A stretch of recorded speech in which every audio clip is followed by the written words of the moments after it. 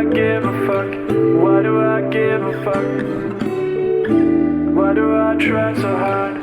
Why do I care so much? Welcome to Why Do I Give a Fuck? A cross-cultural conversation between myself, Deanne Tate, and Johanna Thompson. In these times of great struggle and possible shift, we ask ourselves, why do we give a fuck about any of it? How does the lens we see the world through impact what we see? and what do we do about it? Hello there. How you doing? I'm doing well. How are you doing since I'm over here outside of US territory and you're there and it's going into the 100 days of Donald Trump's administration and a lot of things are happening that I'm hearing, but I don't know what's really going on. So let me know what's going on. Oh my gosh. I mean, it's 2 weeks, maybe. Has it been 2 weeks? It feels like it's been longer, and yet it feels like it was just yesterday. Um, It's a shit show as we expected it to be. None of it is surprising. Certainly, you and I have talked about all of the things that he has threatened throughout the course of his campaign to do, and he's doing them in short mhm, order, and the list is long. But the thing that's really seems to be a focus for him these days, in the early days, is doing away with any kind of programming or departments or mm. policies that support people in any way, shape, or form. It's like I wouldn't be surprised if he has a team of people that are just researching all of the policies and departments and things that are in the federal government and saying, okay, give me a list and we're going to get rid of all of them. He did pardon all of the January 6th insurrection. Mm, Well, I say all. He pardoned most of them. He okay. commuted some of the sentencing of the bigger guys, like the Okay. head of the Proud Boys, blanking on his name. Mm, He pardoned him his or commuted his sentence. okay. So that he still technically, I guess, has the conviction on his record, but he commuted his You don't have sentence. to do the time. He doesn't have to be Out accountable of for the jail. behavior, He is which out is of real, jail. real And the first thing he KKK-ish. did was go to DC after he got Super released. KKK-ish. Yeah. The first thing he did was Um, go to DC after he got released. But most of the January Sixers have been pardoned, so their records have been expunged. And I was listening to an interview with one of the police officers, one of the Capitol police officers that was attacked and almost killed. Michael Fanone is his name. He's the one that was tased repeatedly and could hear them saying kill him with his own gun while and he got them to back off by screaming, I have kids, I have kids. That's how he kind of got their attention and got them to at least back off a little bit on what they were doing to him. Anyway, he reached out to the Department of Justice after the pardons had happened, and they informed him that he is no longer a victim because, and this is something I hadn't thought about when somebody gets pardoned from their crime, is that the victim the of victimization is of no the longer a person victim. is not focused. Ooh, Um, that's why restorative justice makes so much more yeah, applicable sense for us getting to something right, different than what we're experiencing right now. But right. okay, so he's not a victim, which means that he can't place any type of Nope. complaint concern. He do civil suit though for the harm and the violence? I mean, we're not lawyers to Good be able to know question. like I a don't legal know. I jurisdiction. don't know. I would have imagined maybe they've looked into that. I would think, and maybe not, and maybe now that they've been pardoned, because it wouldn't be. I don't think it would be considered double jeopardy to bring a civil lawsuit against anyone that particularly harmed him directly. So Yeah.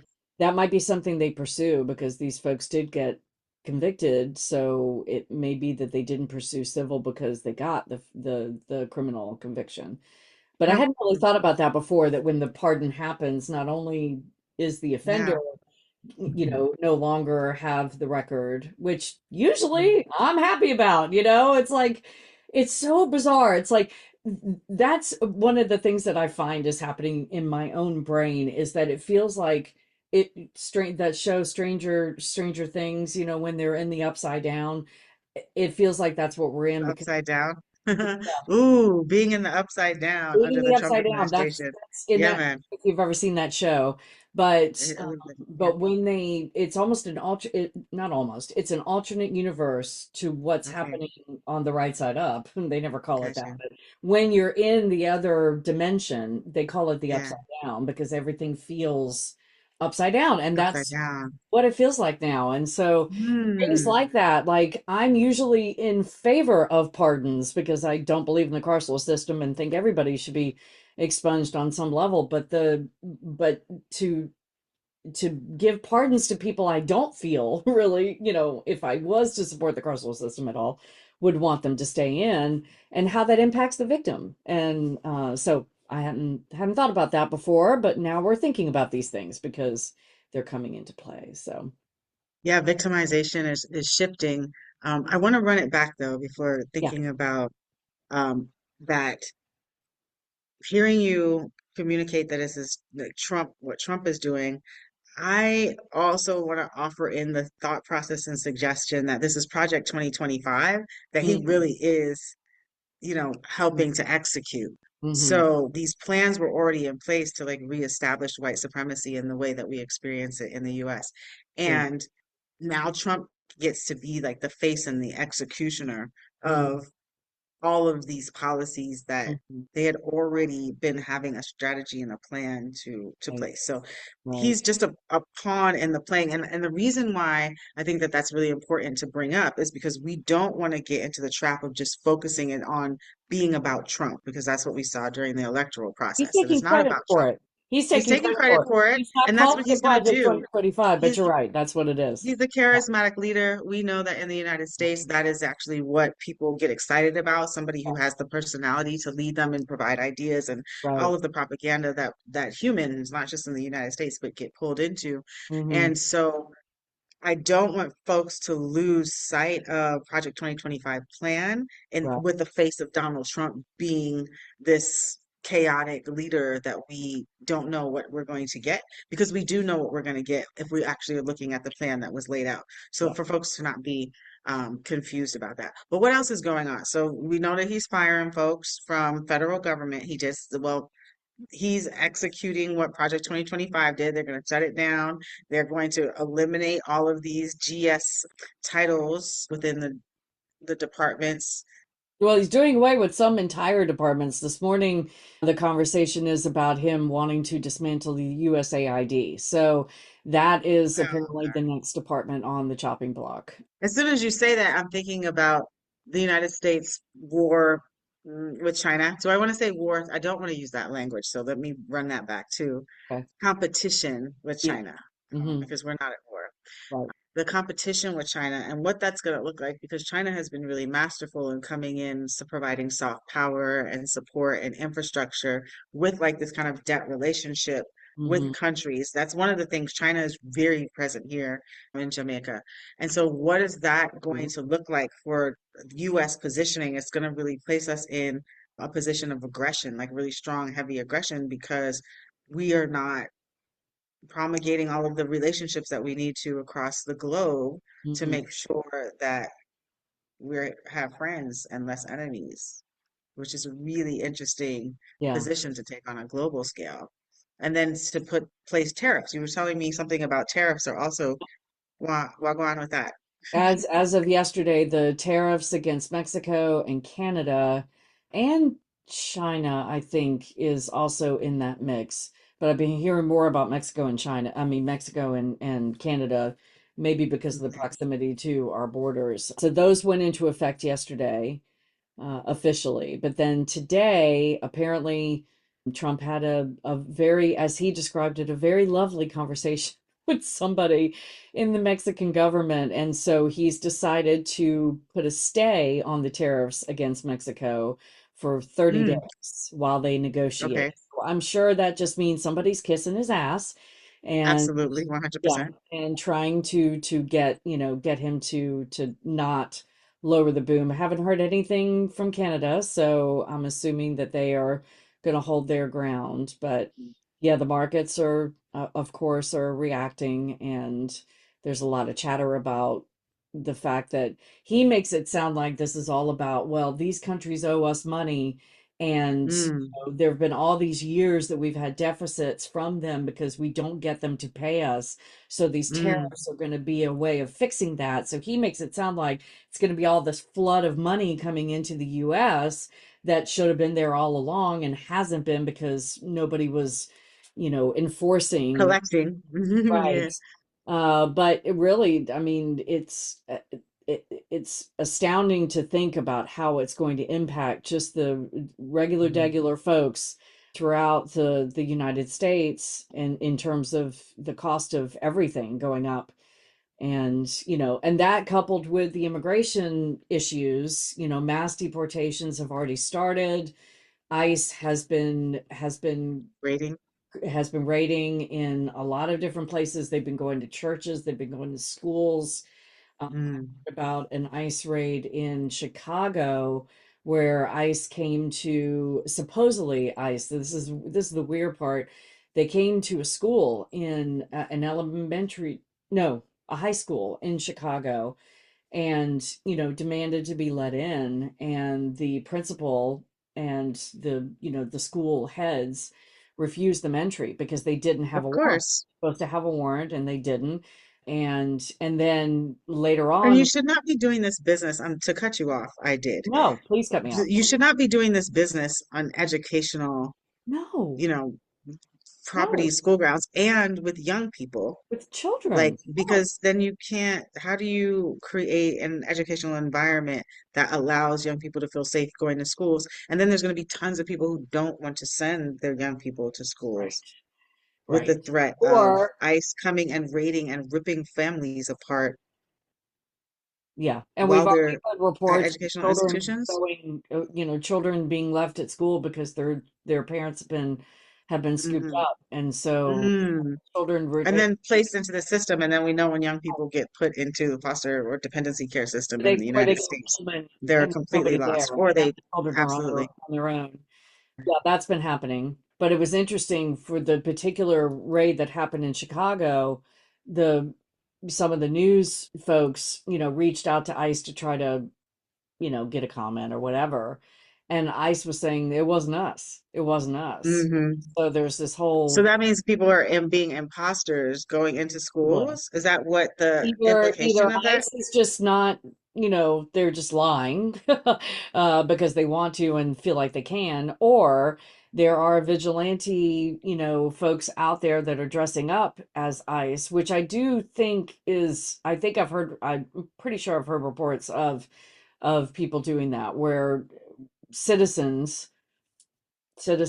are arming themselves. It's the new thing for the militias to do, the people that want to be able to operate in a militia run and militia driven society, just arming themselves and going in and saying, we're ICE, and we're going to take you in.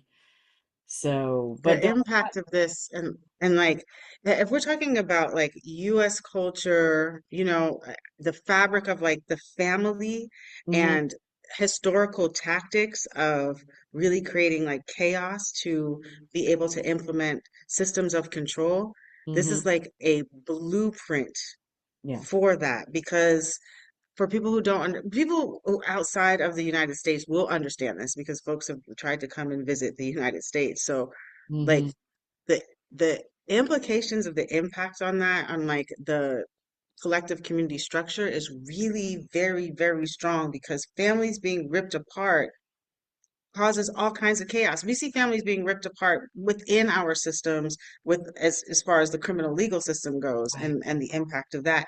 But now, since they are extrapolating it beyond the criminal legal system, it's like, how are we going to, I don't know if people are paying, I mean, people are paying attention because now the impact of it is actually happening. So yeah, yeah. it's Well, just, some people are paying attention. There's still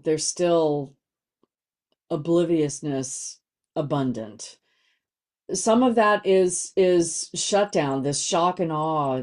I've been hearing experts talking about, that this shock and awe, this first 2 weeks, has it really been 2 weeks? Because it feels like it's been forever, kind of cascade of issues and things happening is intentional to shut down that awareness, to drive people into the whole I can't Can't do it anymore. I'm not going to pay uh, attention and not going to yeah, I'm engage. just And going to shut so they down can just because go I don't forward know with what their to do with it. policies.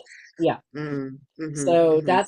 that's happening still too, but I'm also seeing people, at least in the social media fabric, some of my friends who have not said a word about Palestine for over 15 months or anything that's happening in the Congo or Sudan or any of these places are now like vocal and asking people to, call their senators and everything because it's at their doorstep. And it's like, where you been?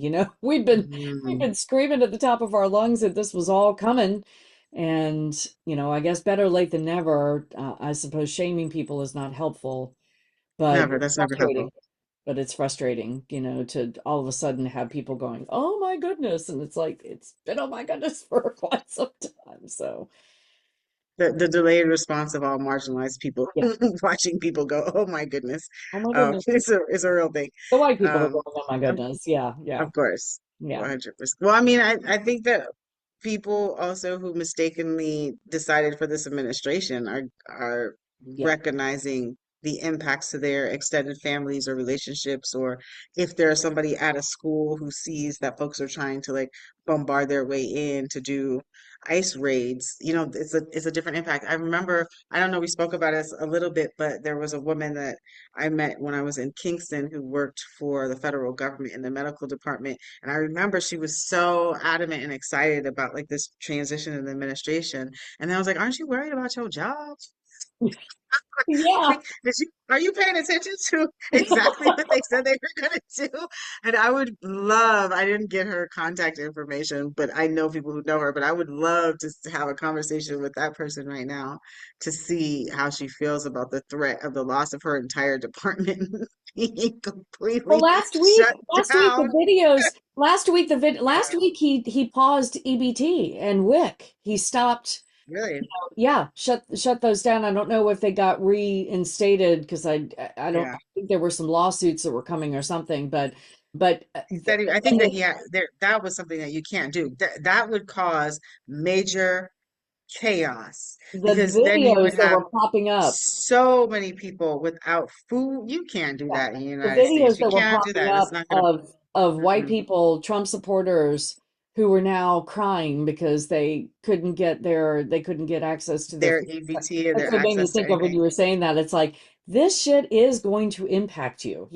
Project Yeah. 2025 is not just going to impact marginalized people. And, but as classic whiteness, we have to get hit upside the head with a 2x4 before we realize, that we're just as vulnerable as anybody else. So Oh, I was watching something else where it's like, one of the things as you're scrolling, and it was just like, a white person when something goes wrong, like they immediately go to like straight violence, like straight like yeah. aggression and violence, Oh and yeah. Because I'm we gonna have no skill set. be done. We No have skill set. no skill That's true. set for dealing with Yeah, this. None.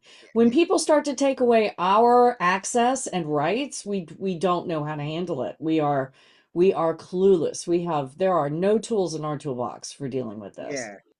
So yeah, Well, violence is that's the tools in the toolbox, but I'm not sure how we're gonna be able to access them with like lack of DEI now that that's yeah. being one of the targeted things. And I know Mhm. that we'll have a whole conversation because I'm hearing that there was a collision in the sky by airplanes near DC, Philly. Where was in BC. that proximity? An airline, a passenger airline, and a Black Hawk Army helicopter Hmm. outside of Reagan. Yeah, and There then also was a crash in Philly. Or you've heard the two stories, but they were two different things. There was a okay. medevac flight helicopter Mm, that went down in Philly and killed everybody that was on board, the patient and the family and the mm, doctors and nurses that were traveling with them, and then injured, I think killed one person on the ground and injured because it landed in a neighborhood and injured quite a few other people. So yeah, we got planes, we got things dropping out of the air, but the collision that happened at Reagan was horribly, horribly, horribly tragic. I mean, all crashes are tragic. I found out because a friend of mine that I knew long ago when my daughter was young, because they lived down the road from us, we used to carpool their kids, and my child Hmm. would carpool to school. And there in the skating world, the mom is a coach and former ice skater, and her two girls ice skate. And they were just in Wichita at the national championship.